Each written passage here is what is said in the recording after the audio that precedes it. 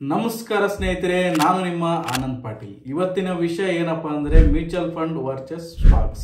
Mutual fund ಅಲ್ಲಿ ಹಾಕೋದ್ರಿಂದ ನಾವು ಜಾಸ್ತಿ ಲಾಭ ಮಾಡಬಹುದಾ, ಇಲ್ಲ ಸ್ಟಾಕ್ಸ್ ಅಲ್ಲಿ ಇನ್ವೆಸ್ಟ್ಮೆಂಟ್ ಮಾಡೋದ್ರಿಂದ ನಾವು ಜಾಸ್ತಿ ಇನ್ವೆಸ್ಟ್ಮೆಂಟ್ ಮಾಡೋದಂತ ಇವತ್ತಿನ ಒಂದು ಟಾಪಿಕ್ ಡಿಸ್ಕಸ್ ಮಾಡೋಣ.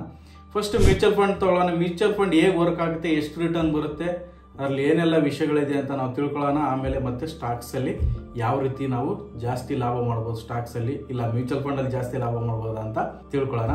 ಫಸ್ಟ್ ಇವತ್ತು ಬಂದು ಮ್ಯೂಚುವಲ್ ಫಂಡ್ ಅಲ್ಲಿ ಏನಪ್ಪಾ ಅಂತಂದ್ರೆ ಅಲ್ಲಿ ಒಬ್ರು ಫಂಡ್ ಮ್ಯಾನೇಜರ್ ಇರ್ತಾರೆ, ಒಂದು ಕಂಪನಿ ಇರುತ್ತೆ, ಒಂದು ಪಬ್ಲಿಕ್ ಅಮೌಂಟ್ನ ಎಲ್ಲ ಕಲೆಕ್ಟ್ ಮಾಡಿ ಟುಗೆದರ್ ಆಗಿ ಎಲ್ಲ ಒಂದು ಅಮೌಂಟ್ನ ಸೇರಿಸಿ ಒಂದು ಅವರು ಫಂಡ್ ಮ್ಯಾನೇಜರು ಡಿಸೈಡ್ ಮಾಡ್ತಾರೆ ಯಾವುದ್ರಲ್ಲಿ ಹಾಕಬೇಕು, ಲಾರ್ಜ್ ಕ್ಯಾಪಲ್ಲಿ ಎಷ್ಟು ಹಾಕಬೇಕು, ಮಿಡ್ ಕ್ಯಾಪಲ್ಲಿ ಎಷ್ಟು ಹಾಕಬೇಕು, ಸ್ಮಾಲ್ ಕ್ಯಾಪಲ್ಲಿ ಎಷ್ಟು ಹಾಕಬೇಕು ಅಂತ ಅವರು ಡಿಸೈಡ್ ಮಾಡ್ತಾರೆ. ಆಮೇಲೆ ಪ್ಲಸ್ ಅಲ್ಲಿ ಸೆಬಿ ರೂಲ್ಸ್ ಇರುತ್ತೆ ಮ್ಯೂಚುವಲ್ ಫಂಡ್ ಕಂಪ್ನಿಗೆಲ್ಲ. ಯಾವುದೇ ರೀತಿ ಒಂದು ಸ್ಟಾಕ್ ಮಾರ್ಕೆಟ್ ಅಲ್ಲಿ ಕಂಪ್ನಿ ಲಿಸ್ಟೆಡ್ ಆಗಿರ್ಬೋದು, ಸ್ಟಾಕ್ ಮ್ಯೂಚುವಲ್ ಫಂಡ್ಸ್ ಆಗಿರ್ಬೋದು, ಬಾಂಡ್ಸ್, ಪ್ರತಿಯೊಂದು ಕೂಡ ಸೆಬಿ ರೆಗ್ಯುಲೇಟ್ ಮಾಡುತ್ತೆ. ಅದೇ ರೀತಿ ಈ ಮ್ಯೂಚುವಲ್ ಫಂಡ್ ಕೂಡ ಸೆಬಿ ಕೂಡ ಒಂದು ರೂಲ್ ಕೊಟ್ಟಿರುತ್ತೆ, ಅವ್ರು ಯಾವ್ಯಾವ ಕಂಪ್ನಿಲಿ ಎಷ್ಟೆಷ್ಟು ಇನ್ವೆಸ್ಟ್ಮೆಂಟ್ನ ಮಾಡಬೇಕು ಅಂತ. ಯಾಕಂದ್ರೆ ಇಲ್ಲಿ ಪಬ್ಲಿಕ್ ಅಮೌಂಟ್ ಇನ್ವಾಲ್ವ್ ಆಗಿರುತ್ತೆ, ಅದಕ್ಕೋಸ್ಕರ ಸೆಬಿ ಒಂದು ಇಲ್ಲಿ ರೂಲ್ಸ್ಗಳನ್ನ ಮಾಡಿರುತ್ತೆ. ಅವರು ಸೆಬಿ ರೂಲ್ಸ್ನ ಫಾಲೋ ಮಾಡಬೇಕು, ಮತ್ತೆ ಕಂಪನಿ ರೂಲ್ಸ್ಗಳನ್ನ ಫಾಲೋ ಮಾಡಬೇಕು. ಫಂಡ್ ಮ್ಯಾನೇಜರ್ ಅವರು ಫ್ರೀ ಆಗಿ ಅವ್ರಿಗೆ ಯಾವ್ದು ಇವತ್ತೊಂದು ಸ್ಟಾಕ್ ಚೆನ್ನಾಗಿ ಅನ್ಸುತ್ತೆ, ಡಬಲ್ ಆಗುತ್ತೆ ಅನ್ಸುತ್ತೆ, ಆ ಸ್ಟಾಕಲ್ಲಿ ಅವ್ರು ಇನ್ವೆಸ್ಟ್ಮೆಂಟ್ ಮಾಡೋಕ್ಕಾಗಲ್ಲ. ಅಲ್ಲಿ ರೂಲ್ ಇರುತ್ತೆ, ಆ ರೂಲ್ ಪ್ರಕಾರನೇ ಅವರು ಫಾಲೋ ಆಗಬೇಕಾಗುತ್ತೆ. ಲಾರ್ಜ್ ಕ್ಯಾಪಲ್ಲಿ 50% ಹಾಕಬೇಕು, ಲಾರ್ಜ್ ಕ್ಯಾಪಲ್ಲಿ 50% ಹಾಕಬೇಕು. ಆ ರೀತಿ ಒಂದು ಫಾಲೋ ಮಾಡ್ಕೊಂಡು ಹೋಗ್ತಾರೆ. ಹಂಗಾಗಿ ಅಲ್ಲಿ ಒಂದು ಪ್ರೋಟೋಕಾಲ್ ಇರುತ್ತೆ, ನೀವು ಅಬ್ಸರ್ವ್ ಮಾಡ್ಬೋದು. ಮ್ಯೂಚುವಲ್ ಫಂಡ್ ಎಲ್ಲ ಹಾಕಿರೋ ರಿಟರ್ನ್ಗಿಂತ ಮ್ಯೂಚುವಲ್ ಫಂಡ್ ಕಂಪ್ನಿ ಸ್ಟಾಕಲ್ಲಿ ಹೋಗಿ ನೋಡಿ, ಅಲ್ಲಿ ರಿಟರ್ನ್ ಜಾಸ್ತಿ ಇರುತ್ತೆ. ಯಾಕಂದ್ರೆ ಅವರು ತುಂಬಾ ಲಾಭ ಮಾಡ್ತಾ ಇದ್ದಾರೆ ರಿಟರ್ನ್.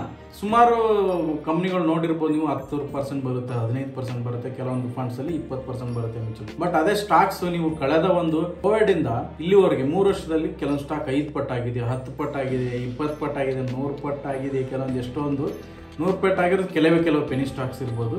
ಕೆಲವೊಂದು ಯಾವುದೋ ಮೊನ್ನೆ ನೋಡ್ತಾ ಇದೆ 4000% ಎಲ್ಲ ಹೋಗಿದೆ ಸ್ಟಾಕ್. ಈ ತರ ಎಲ್ಲ ಹೋಗಿದೆ. ಬಟ್ ಆ ಸ್ಟಾಕ್ಸ್ ಅಲ್ಲಿ ಇವರು ಯಾಕೆ ಇನ್ವೆಸ್ಟ್ಮೆಂಟ್ ಮಾಡಿರಲ್ವಾ ಅದು ಗೊತ್ತಿಲ್ಲ, ಅವ್ರನ್ನೇ ಕೇಳಬೇಕು. ಯಾಕೆ ನಾವು ಮ್ಯೂಚುವಲ್ ಫಂಡ್ ಅಲ್ಲಿ ಹೈಯೆಸ್ಟ್ ರಿಟರ್ನ್ ಮಾಡೋಕ್ಕಾಗಲ್ಲ ಅಂದ್ರೆ ತುಂಬಾ ರೂಲ್ಸ್ ಇರುತ್ತೆ. ಫಂಡ್ ಮ್ಯಾನೇಜರ್ ಯಾವುದೇ ಕಾರಣಕ್ಕೂ ಅವ್ರು ಅನ್ಸಿರೋ ಸ್ಟಾಕ್ ಅಲ್ಲಿ ಇನ್ವೆಸ್ಟ್ಮೆಂಟ್ ಮಾಡೋಕ್ಕಾಗಲ್ಲ. ಅಲ್ಲಿಂದೇ ಆದ ಕೆಲವೊಂದು ಸುಮಾರು ರೂಲ್ಸ್ಗಳು ಇರುತ್ತೆ, ಅದನ್ನ ಫಾಲೋ ಮಾಡಬೇಕಾಗುತ್ತೆ. ಪ್ಲಸ್ ಬಂದರೂ ಕೂಡ ರಿಟರ್ನ್ ನನಗನ್ಸೋ ಮಟ್ಟಿಗೆ ಸುಮಾರು ರಿಟರ್ನ್ ಕೂಡ ಬರುತ್ತೆ. ಅವರೊಂದು ಮೇಜರ್ ಪ್ರಾಫಿಟ್ ಆಗಿ ಇಟ್ಕೊಂತಾರೆ ಅಂತ ನನ್ನ ಅಭಿಪ್ರಾಯ. ಇದು ಮ್ಯೂಚುವಲ್ ಫಂಡ್ ಕಂಪನೀಸ್ಗಳು ಅದರಲ್ಲಿ ನೋಡಿ, ಮಾರ್ಕೆಟ್ ನೀವು ಡೌನ್ ಇದ್ದಾಗ ಒಂದು ಎವ್ರಿ ಮಂತ್ ಎಕ್ಸಾಂಪಲ್ ಅನ್ಕೊಳ್ಳೋಣ, ಒಂದು ಎವ್ರಿ ಮಂತ್ 5000 ಇನ್ವೆಸ್ಟ್ಮೆಂಟ್ ಮಾಡ್ತೀರಾ. ಆ 5000 ಇವತ್ತು ಮಾರ್ಕೆಟ್ ಅಪ್ ಇದ್ದಾಗೂ ಕೂಡ ಆ ಅಮೌಂಟ್ ಹೋಗಿ ಇನ್ವೆಸ್ಟ್ಮೆಂಟ್ ಆಗುತ್ತೆ. ಎಕ್ಸಾಂಪಲ್ 100 ರೂಪಾಯಿ ಪ್ರೈಸ್ ಇರುತ್ತೆ, ನೀವು 5000 ಇನ್ವೆಸ್ಟ್ಮೆಂಟ್ ಮಾಡಿದ್ರಿ, 100 ರೂಪಾಯಿ ಬೈಯಿಂಗ್ ಆಗುತ್ತೆ. ಮತ್ತೆ ಮಾರ್ಕೆಟ್ ಮೇಲೆ ಹೋಗುತ್ತೆ, 120 ರೂಪಾಯಿ ಹೋಗುತ್ತೆ, 5000 ಹಾಕ್ತೀರಿ, ಮತ್ತೆ 120ಕ್ಕೆ ಬೈ ಆಗುತ್ತೆ. ಮತ್ತೆ ಮಾರ್ಕೆಟ್ ಮೇಲೆ ಹೋಗುತ್ತೆ, 150 ರೂಪಾಯಿಗೆ ಹೋಗುತ್ತೆ, ಅವಾಗ 5000 ಹಾಕ್ತೀರಾ. ಮತ್ತೆ ಲೈಕ್ ಇದೇ ತರ ಒಂದು ಆವರೇಜ್ ಆಗ್ತಾ ಇರುತ್ತೆ. ನಿಮಗೆ ಒಳ್ಳೆ ಪ್ರೈಸ್ ಬೈ ಮಾಡಕ್ ಆಗಲ್ಲ ಮ್ಯೂಚುವಲ್ ಫಂಡ್ ಅಲ್ಲಿ. ಹಂಗಾಗಿ ರಿಟರ್ನ್ ಕಮ್ಮಿ ಇರುತ್ತೆ ಅಂತ ನನಗನ್ಸುತ್ತೆ. ಬೇಸಿಕ್ ಯಾರೆಲ್ಲ ಸ್ಟಾಕ್ ಮಾರ್ಕೆಟ್ ಶುರು ಮಾಡ್ತೀರಾ ಅವ್ರಿಗೆಲ್ಲ ಮ್ಯೂಚುವಲ್ ಫಂಡ್ ಸರಿ ಇದೆ. ಇನ್ ಕೇಸ್ ನೀವೇನಾದ್ರೂ ಮ್ಯೂಚುವಲ್ ಜಾಸ್ತಿ ಹೈ ರಿಟರ್ನ್ ತೆಗಿಬೇಕಂದ್ರೆ ಅದು ಮ್ಯೂಚುವಲ್ ಫಂಡ್ ಅಲ್ಲಿ ಎಕ್ಸ್ಪೆಕ್ಟ್ ಮಾಡಕ್ ಆಗಲ್ಲ. ಯಾರೆಲ್ಲ ನನಗೆ ಟೆನ್ಷನ್ ಬೇಡ, ಸ್ಟಾಕ್ ನೋಡೋದು ಬೇಡ, ನನ್ನ ಲೈಫಲ್ಲಿ ಬ್ಯುಸಿ ಆಗಿದ್ದೀನಿ, ಓಕೆನಾ, ಆ ಥರ ಅಂತ ಅನ್ಕೊಂಡವರೆಲ್ಲ ಮ್ಯೂಚುವಲ್ ಫಂಡ್ ಅಲ್ಲಿ ಕಂಟಿನ್ಯೂ ಆಗ್ಬೋದು. ಬಟ್ ಮ್ಯೂಚುವಲ್ ಫಂಡ್ ಅಲ್ಲಿ ಈ ತರ ಒಂದು ಸಿಸ್ಟಮ್ ಅಲ್ಲಿ ಮ್ಯೂಚುವಲ್ ಫಂಡ್ ರನ್ ಆಗುತ್ತೆ. ಯಾಕೆ ಅದರಲ್ಲಿ ಜಾಸ್ತಿ ಹೈ ರಿಟರ್ನ್ ತೆಗಿಯೋಕ್ಕಾಗಲ್ಲ ಅಂದ್ರೆ ಈ ರೀತಿ ಒಂದು ವಿಧಾನದಲ್ಲಿ ಮ್ಯೂಚುವಲ್ ಫಂಡ್ ಹೋಗ್ತಾ ಇರುತ್ತೆ, ಒಂದು ಸಿಸ್ಟಮ್ ರನ್ ಆಗ್ತಾ ಇರುತ್ತೆ. ಹಾಗಾಗಿ ನಾವು ಹೈ ರಿಟರ್ನ್ ತೆಗಿಯೋಕ್ಕಾಗಲ್ಲ. ಯಾಕಂದ್ರೆ ಮಾರ್ಕೆಟ್ ಅಪ್ ಇದ್ದಾಗ ದುಡ್ಡು ಹಾಕ್ತೀವಿ, ಮಾರ್ಕೆಟ್ ಲೋ ಇದ್ದಾಗ ಹಾಕ್ತೀವಿ. ಬಟ್ ಇವಾಗ ಕಳೆದ ನೋಡಿರ್ಬೋದು, 1 ವರ್ಷದಿಂದ ಮಾರ್ಕೆಟ್ ಅಪ್ಪಲ್ಲಿ ಇದೆ, ನೀವು ಆಗ್ತಾ ಇರ್ತೀರ, ಬಟ್ ಅದು ಜಾಸ್ತಿ ಪ್ರೈಸ್ ಬೈ ಮಾಡ್ತಾನೆ ಇರ್ತೀರ. ಹಾಗಾಗಿ ಮ್ಯೂಚುವಲ್ ಫಂಡ್ ಅಲ್ಲಿ ನೀವು ಜಾಸ್ತಿ ರಿಟರ್ನ್ ತೆಗಿಯಕ್ ಆಗಲ್ಲ. ಬಟ್ ಸ್ಟಾಕ್ಸ್ ಅಲ್ಲಿ ಅದರೇ ಆದ ಅಡ್ವಾಂಟೇಜ್ ಇದೆ, ಡಿಸ್ಅಡ್ವಾಂಟೇಜ್ ಕೂಡ ಇದೆ. ಬಟ್ ನೀವು ಸ್ಟಾಕ್ ಅಲ್ಲಿ ಇವಷ್ಟೊತ್ತವರೆಗೂ ಮ್ಯೂಚುವಲ್ ಫಂಡ್ ಬಗ್ಗೆ ನೋಡಿದ್ರಿ. ಸ್ಟಾಕ್ಸ್ ಅಲ್ಲಿ ಹೇಗೆ ಇನ್ವೆಸ್ಟ್ಮೆಂಟ್ ಮಾಡೋದು? ಎಕ್ಸಾಂಪಲ್ ನೀವು ಸ್ಟಾಕ್ಸ್ ಅಲ್ಲಿ ಅನ್ಕೊಳ್ಳಿ, ಒಂದು ಸೆಕ್ಟರ್ನ ಸೆಲೆಕ್ಟ್ ಮಾಡಿ, ಆಮೇಲೆ ಒಂದು ಸ್ಟಾಕ್ನ ಸೆಲೆಕ್ಟ್ ಮಾಡು, ಆಮೇಲೆ ಸ್ಟಾಕ್ ಮೇಲೆ ಆ ಒಂದು ಟಾಪ್ ಲೀಡರ್ನ ಒಂದು ಒಳ್ಳೆ ಪ್ರೈಸ್ಗೆ ಸೆಲೆಕ್ಟ್ ಮಾಡ್ಬೋದು, ಸೆಲೆಕ್ಟ್ ಮಾಡಿ ಇನ್ವೆಸ್ಟ್ಮೆಂಟ್ ಕೂಡ ಮಾಡ್ಬೋದು. ಬಟ್ ಸ್ಟಾಕಲ್ಲಿ ಮಾಡೋದ್ರಿಂದ ನಿಮಗೆ ಹೇಗೆ ಬೆನಿಫಿಟ್ ಆಗುತ್ತೆ? ಸ್ಟಾಕಲ್ಲಿ ಒಳ್ಳೆ ಸ್ಟಾಕು ನೀವು ರಿಸರ್ಚ್ ಮಾಡಿ ಫಂಡಮೆಂಟಲ್ ಅನಾಲಿಸಿಸ್ ಮಾಡ್ತಿರೋ, ಇಲ್ಲ ಟೆಕ್ನಿಕಲ್ ಅನಾಲಿಸಿಸ್ ಮಾಡ್ತಿರೋ, ಮಾಡಿ ಒಂದು ಒಳ್ಳೆ ಸ್ಟಾಕಲ್ಲಿ, ಇಲ್ಲ ನಿಮ್ಗೆ ಯಾರೋ ಒಂದು ಅಡ್ವೈಸರ್ ಥ್ರೋ ಮಾಡ್ತೀರಾ. ನೋಡ್ಬೋದು ನೀವು ಯೂಟ್ಯೂಬಲ್ಲಿ ತುಂಬ ಜನ ವಿಡಿಯೋ ಮಾಡ್ತಿರ್ತಾರೆ ಸ್ಟಾಕ್ ಮಾರ್ಕೆಟ್ ಬಗ್ಗೆ. ನಾನು ಅಡ್ವೈಸರ್ ಹೇಳಿದೆ, ನಾನು ಹಿಂಗೆ ಹಾಕಿದೆ, ಈ ಒಳ್ಳೆ ರಿಟರ್ನ್ ಬಂದಿದೆ ಅಂತ ಹೇಳ್ತಾ ಇರ್ತಾರೆ. ಆದರೆ ನೀವು ಕೂಡ ಒಬ್ಬ ಅಡ್ವೈಸರ್ ಕೂಡ ಇಟ್ಕೊಂಡು ಒಂದು ಅಪಾಯಿಂಟ್ ಮಾಡಿಕೊಂಡು ಈ ಥರನೂ ಕೂಡ ಮಾಡ್ಬೋದು. 2 ವೇಲ್ ಮಾಡ್ಬೋದು. ಸ್ವಂತ ನೀವೇ ಕಲಿತು ಕೂಡ ಮಾಡ್ಬೋದು, ಯಾರ ಅಡ್ವೈಸರ್ ಹೆಲ್ಪ್ ತೊಗೊಂಡು ಕೂಡ ಇನ್ವೆಸ್ಟ್ಮೆಂಟ್ ಮಾಡ್ಬೋದು. ಮಾಡೋದ್ರಿಂದ ಹೈ ರಿಟರ್ನ್ ಕೂಡ ತೆಗಿಬೋದು. ಯಾವ ಥರ ಅಂತಂದರೆ, ಒಂದು ಸ್ಟಾಕ್ ಇದೆ, ಎಕ್ಸಾಂಪಲ್ ನಾವು ಮ್ಯೂಚುವಲ್ ಫಂಡಲ್ಲಿ ಏನು ನೋಡಿದ್ವಿ, 100 ರೂಪಾಯಿಲೂ ಹಾಕ್ತೀವಿ, 150 ರೂಪಾಯಿ ಇರಬೇಕಾದ್ರೂ ಸೇಮ್ ಅಮೌಂಟ್ನ ಹಾಕ್ತೀವಿ. ಬಟ್ ಸ್ಟಾಕಲ್ಲಿ ಹಂಗಲ್ಲ. ಎಕ್ಸಾಂಪಲ್ ನಾವು ಮ್ಯೂಚುವಲ್ ಫಂಡ್ ಮ್ಯಾನೇಜರ್ ಥರ ನಾವೇ ಆಗೋಣ. ಒಂದು 10 ಸ್ಟಾಕ್ ಒಳ್ಳೆ ಸ್ಟಾಕ್ನ ಸೆಲೆಕ್ಟ್ ಮಾಡಿದ್ದೀರಾ. ಆ 10 ಸ್ಟಾಕು ನಿಮಗೆ ಮಾರ್ಕೆಟ್ ಡೌನ್ ಆಗುತ್ತೆ. ಬಟ್ ಯಾವಾಗ ಮಾರ್ಕೆಟ್ ಡೌನ್ ಆಗೋದು ಅಂತ ನಿಮ್ಗೆ ಗೊತ್ತಾಗುತ್ತೆ. ನಿಮ್ಮ ಡಿಮೆಟ್ ಅಕೌಂಟಲ್ಲಿ ನೀವು ನೋಡ್ತಾ ಇರ್ತೀರಿ. ಆವಾಗ ಏನು ಮಾಡ್ಬೋದು, ನೀವು ಡೌನ್ ಆದಾಗ ಮತ್ತೆ ಅಮೌಂಟ್ನ ಆ್ಯಡ್ ಮಾಡ್ಬೋದು.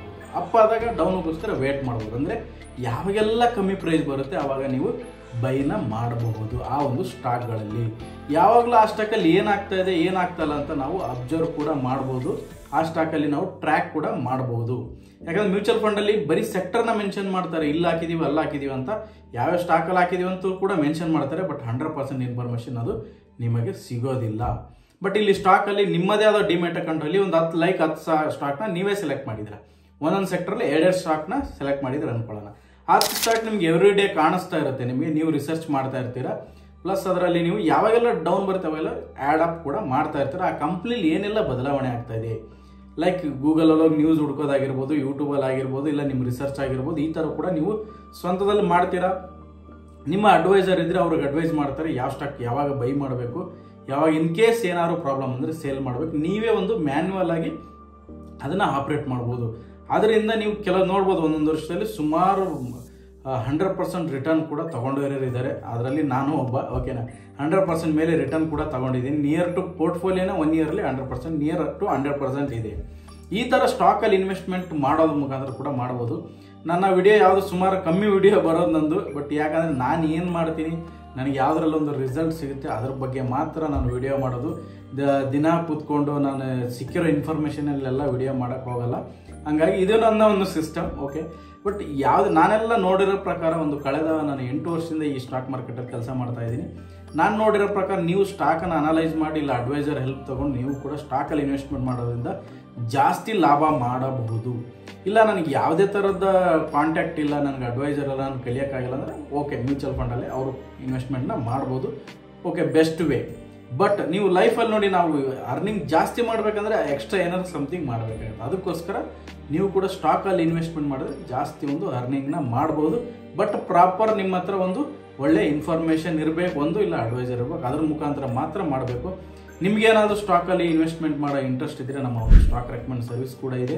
ಕೆಳಗೆ ಡಿಸ್ಕ್ರಿಪ್ಷನ್ ನಂಬರ್ ಕೊಟ್ಟಿರ್ತೀನಿ, ನೀವು ಹೋಗಿ ಒಂದು ವಾಟ್ಸಪ್ ನಂಬರ್ಗೆ ಹಾಯ್ ಅಂತ ಕಳಿಸಿ ನಿಮಗೆ ಇನ್ಫಾರ್ಮೇಷನ್ ಸಿಗುತ್ತೆ. ಅದೇ ಥರ ನಮ್ಮೊಂದು ಕೋರ್ಸ್ ಕೂಡ ಇದೆ, ಟೆಕ್ನಿಕಲ್ ಅನಾಲಿಸಿಸು. ಯಾರೆಲ್ಲ ಕಲಿಯೋ ಇಂಟ್ರೆಸ್ಟ್ ಇದೆ, ಒಂದು ಆ್ಯಪ್ ಇದೆ ಆನಂದ್ ಪಾಟೀಲ್ ಬೈ ಸ್ಕಿಲ್ವೇಸ್ ಅಂತ ಪ್ಲೇ ಸ್ಟೋರ್ಲ್ಲಿ ಹೋದರೆ ನಿಮಗೆ ಸಿಗುತ್ತೆ. ವೆಬ್ಸೈಟ್ ಇದೆ skillways.in ಅಂತ ವೆಬ್ಸೈಟ್ ಹೋದರೂ ಕೂಡ ನಿಮಗೆ ಇನ್ಫಾರ್ಮೇಷನ್ನ ಸಿಗುತ್ತೆ. ಯಾಕೆ ಈ ವಿಷಯ ನಾನು ಹೇಳ್ತಾ ಇದ್ದೀನಿ ಅಂದರೆ, ಸ್ಟಾಕಲ್ಲಿ ಸುಮಾರು ಸ್ಟಾಕ್ ನೀವು ಕಳೆದ ಓಲ್ಡ್ ಆಫ್ಟರ್ ಕೋವಿಡ್ ತುಂಬ ಸ್ಟಾಕ್ಗಳು ಹೋಗಿ ನೀವು ಚೆಕ್ ಮಾಡಿ ಅಲ್ಲಿ 10 ಪಟ್ಟು 15 ಪಟ್ಟು 20 ಪಟ್ಟು ಕೂಡ ಆಗಿದೆ. ಅಂದರೆ ಮಾರ್ಕೆಟಲ್ಲಿ ಆಪರ್ಚುನಿಟಿ ಇದೆ, ನಮಗೆ ಅರ್ನಿಂಗ್ ಮಾಡೋಕ್ಕೆ ರಿಟರ್ನ್ ತೆಗಿ ಆಪರ್ಚುನಿಟಿ ಇದೆ. ಬಟ್ ಅದನ್ನು ನಾವು ಯೂಸ್ ಮಾಡ್ಕೋಬೇಕಾಗುತ್ತೆ ಅಷ್ಟೇ. ಈ ವಿಡಿಯೋ ಇಷ್ಟ ಆದರೆ ಲೈಕ್ ಮಾಡಿ, ಶೇರ್ ಮಾಡಿ ನಿಮ್ಮ ಫ್ರೆಂಡ್ಸ್ ಜೊತೆ. ಯಾವುದೇ ಥರದ ಬರೀ ಕಂಪ್ಲೀಟ್ ಎಜುಕೇಷನ್ ಪರ್ಪಸ್ ವಿಡಿಯೋ. ಇದು ಯಾವುದೇ ಕಾರಣಕ್ಕೂ ರೆಕಮೆಂಡೇಶನ್ ಅಂತ ತಗೋಬೇಡಿ. ನಿಮ್ಮದೇ ಆದ ರಿಸರ್ಚ್ನ, ನಿಮ್ಮದೇ ಆದ ಅನಲೈಸ್ನ ಮಾಡಿ ನಿಮ್ಮ ಸ್ಟಾಕ್ ಮಾರ್ಕೆಟ್ ಡಿಸಿಷನ್ ತಗೊಳ್ಳಿ ಅಂತ ಹೇಳ್ತಾ ನೆಕ್ಸ್ಟ್ ವಿಡಿಯೋದಲ್ಲಿ ಸಿಗೋಣ ಸ್ನೇಹಿತರೆ. ಬಾಯ್.